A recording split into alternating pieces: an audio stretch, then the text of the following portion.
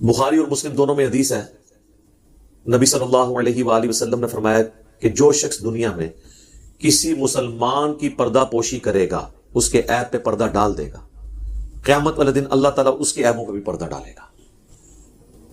یہاں پہ کسی کو کسی کا عیب پتہ چل جائے، اچھالنا شروع کر دیتے ہیں۔ ہاں، اگر وہ بندہ ایسا ہے جو پبلک اکاؤنٹ ہولڈر ہے یا مذہبی پیشوا ہے اور وہ مذہب کے نام کے اوپر لوگوں کو دھوکہ دے رہا ہے، اس کو تو ضرور ایکسپوز کرنا چاہیے، لیکن ایک عام انڈیویجول کی کوئی اس طرح کی چیز نہیں کرتی، اور اس میں بھی اس کی وہ چیز ایکسپوز کرنی چاہیے جس کی وجہ سے لوگ افیکٹنگ ہیں۔ بالکل پرسنل لیول کی چیزیں جو آپ کے علم میں ہے، وہ تو اس کے اوپر گفتگو کرنا غیبت ہے۔ جب گفتگو کرنا غیبت ہے اور حرام ہے، اس کو ایکسپوز کرنا تو اس سے بڑا حرام ہے۔ لیکن بعض اوقات غیبت کرنا واجب ہو جاتا ہے، جس طرح اگر کوئی شخص اپنی بچی کا رشتہ کرنے کے لیے کہیں پہ گیا اور آپ سے پوچھتا ہے فلاں بچے کے بارے میں، اور آپ کو پتا ہے کہ جی پورا محلہ اس سے پناہ مانگتا ہے، تو آپ کا یہ کام ہے کہ اس کی غیبت کریں۔ ایسی صورت میں غیبت کرنا واجب ہے۔ امام مسلم نے صحیح مسلم کے شروع میں مقدمے میں بعض جو تقوی کے حیضہ والے لوگ ہیں نا، ان کا بھی رد کیا ہے، تابعین تبع تابعین کے اقوال کی روشنی میں، کہ بعض لوگ کہتے تھے کہ یہ جو حدیثیں گھڑنے والے ان کی برائی بیان نہ کریں، یہ غیبت ہے۔ تو انہوں نے بتایا کہ علم حدیث میں اسماء و رجال کا علم تو ہے ہی سارا غیبت ہے، اور یہ وہ غیبت ہے جو کرنا واجب ہے، نہ کرنا حرام ہے۔ یعنی جب تک آپ جھوٹے راویوں کا نہیں بتائیں گے یہ کذاب ہے، اس کا حافظہ خراب ہو گیا تھا، تو وہ جو رسول اللہ کے ریفرنس سے باتیں بیان کر رہا ہے وہ تو پھر خود ہی بنا کے بیان کرے گا، پھر آپ اس کے نام پہ دین کا جنازہ نکالنا شروع کر دیں گے۔ تو اسماء و رجال کا پورا علم، راویوں کو پرکھنے کا پورا علم، یہ غیبت کے اوپر ہی تو کھڑا ہے، اور مرے ہوئے بندوں کی غیبت ہے۔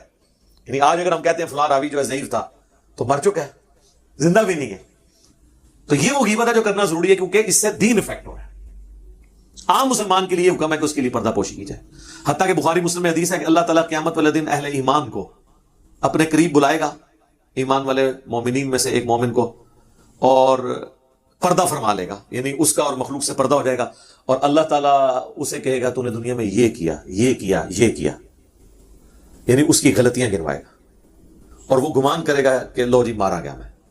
پھر اللہ تعالیٰ فرمائے گا کہ میں نے دنیا میں بھی تیرے گناہوں پہ پردہ رکھا تھا، اب بھی پردہ رکھوں گا۔ لیکن اس میں الفاظ ہے مومن۔ مومن کا مطلب یہ ہے کہ وہ واقعی دین پہ چلنے والا ہوگا۔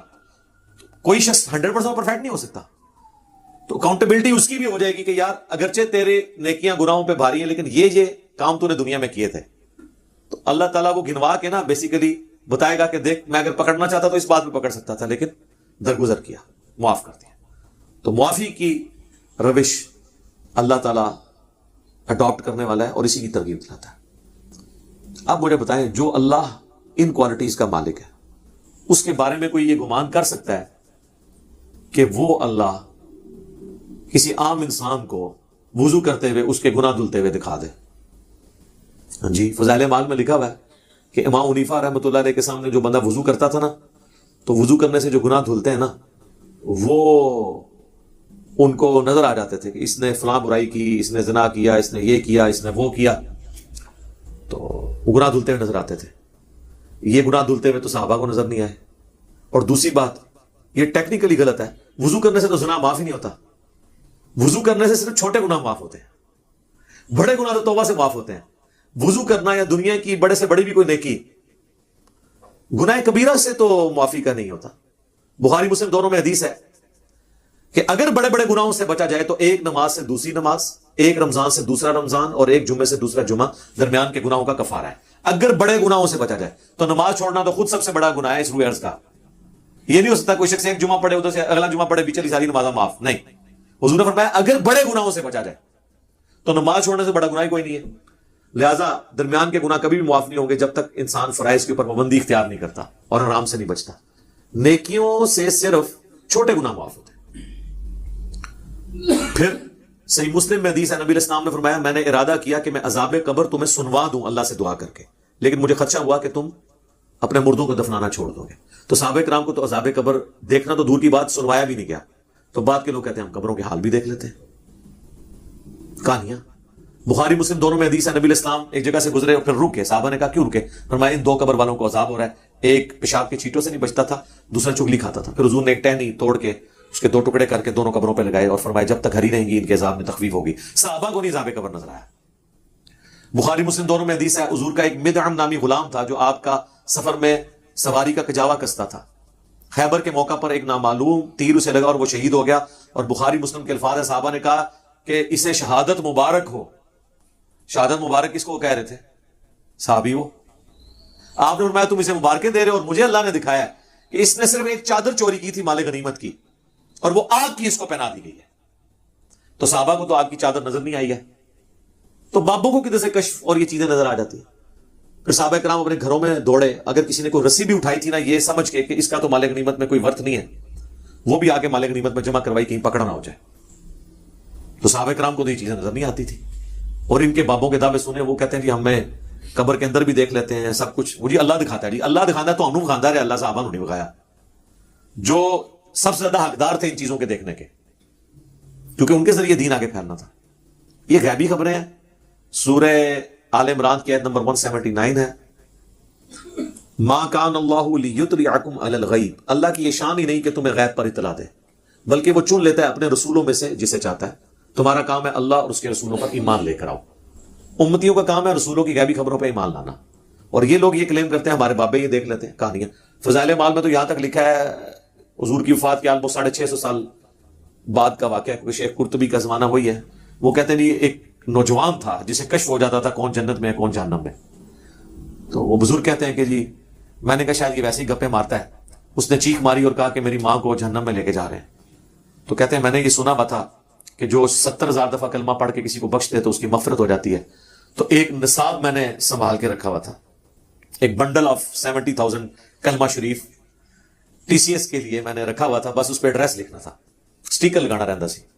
میں فوراً سٹیکر لایا، یعنی میں نے دل میں اس کو اصالے ثواب کر دیا، اور کہتے ہیں تھوڑی دیر بعد وہ خوش ہو گیا اور کہنے لگا کہ میری ماں کو بخش دیا گیا۔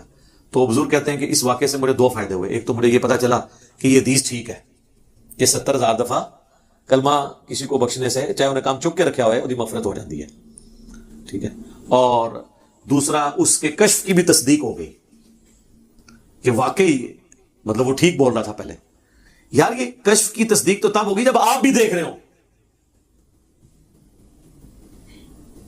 جو مرضی کو بولتا رہے، اس کے دماغ میں بھی شیطان نے ایک وسوسہ ڈالا، اس کے دماغ میں بھی شیطان نے ایک وسوسہ ڈالا، کوئی انسائڈ کر گیا اور ایک سارے کا سارا معاملہ ہو گیا۔ تو کہانیاں بنائی ہوئی ہیں۔ ابھی یہ پچھلے دنوں اقرار الحسن صاحب نے ایک پروگرام کیا نا، اس میں وہ ایک سید بنا ہوا ہے اور وہ گرم کر کے نا وہ درانتی سی وہ اپنی زبان پہ رکھتا ہے، کہتا ہے اصلی سید کی نشانی ہے کہ وہ رکھتا ہے، وہ آپ تے گرم کر کے رکھ سکتا ہے، اسی گرم کر کے رکھی نا تو پھر کوئی سید نہیں بچنا۔ ٹھیک ہے، اندازہ کرو یار، اس طریقے سے ہوتا ہے۔ اصلی سید تو ہیں جو رسول اللہ کے ساتھ اٹیچ ہے نا۔ تو نبی علیہ السلام کے تو اپنے دانت 4 شہید ہو گئے، غزوہ احد میں، بخاری مسلم میں آتا ہے، اور سورۃ الاعراف میں آیا کہ نبی تم فرماؤ اگر میں غیب جان لیتا تو میں بہت سی بھلائیاں جمع کر لیتا اور مجھے کبھی کوئی تکلیف نہ پہنچتی، میں خیر کثیر سمیٹ لیتا۔ ظاہر جس کو مستقبل کا پتہ چل جائے کہ میرے ساتھ یہ ہونے والا ہے، وہ تو پہلے پلان کر سکتا ہے۔ تو یہ خام خواہ انہوں نے چیزیں بنائی ہوئی ہیں۔ باقی مجھے ضمن یاد آ گیا کیونکہ وہ مولانا تقی عثمانی صاحب جو وہ، اب اندازہ کریں یہ لوگ علماء کو پڑھا کے فارغ کرتے ہیں نا، تو آخر میں اپنی مور کیا لگا رہے ہیں، یہ باتیں وہ آخری درس حدیث ہو رہا ہوتا ہے اور اس میں یہ سنا رہے ہیں کہ جی امام حنیفہ کو گناہ دھلتے ہوئے نظر آ جاتے تھے۔ اب مجھے بتائیں جس مولوی کو درس نظامی کے کورس میں اینڈ پہ مفتی اعظم پاکستان یہ کہانی کرا کے رخصت کریں گے، انہیں آگے جا کے وڈیاں کہانیاں کرانی ہیں نا، کوئی قرآن بیان کرو، کوئی حدیث بیان کرو، کہانیاں کرا کے تو آگے۔ اللہ نے ہمارے کابرین کو ایسا بنایا تھا، نالے بھی کہتے ہیں، ہمیں پتہ چل گیا کہ کابرین کو کیسا بنایا تھا۔ ایک کابر کی تو ویڈیو لیک ہوئی ہے نا، مفتی عزیز صاحب کی، تو کابرین کو ایسا بنایا ہوا ہے۔ پرانے کابرین کی بھی میں نے آپ کو بتا دی ہے، قاسم نوتبی اور رشید احمد گنگوئی صاحب پبلکلی، وہ آپ نے سن بھی لیا۔ اللہ نے ایسا بنایا تھا کہ ان کے کابرین کو مزے لیں، ان کے کابرین کے۔ میں اکثر کہتا ہوں کہ لوگوں کو تو اپنی اولاد کے برے کرتوتوں کی وجہ سے منہ چھپانا پڑتا ہے، اور مولوی وہ ہیں کہ ان کو اپنے بزرگوں کے کرتوتوں کی وجہ سے منہ چھپانا پڑتا ہے۔ یہ وہ لوگ ہیں۔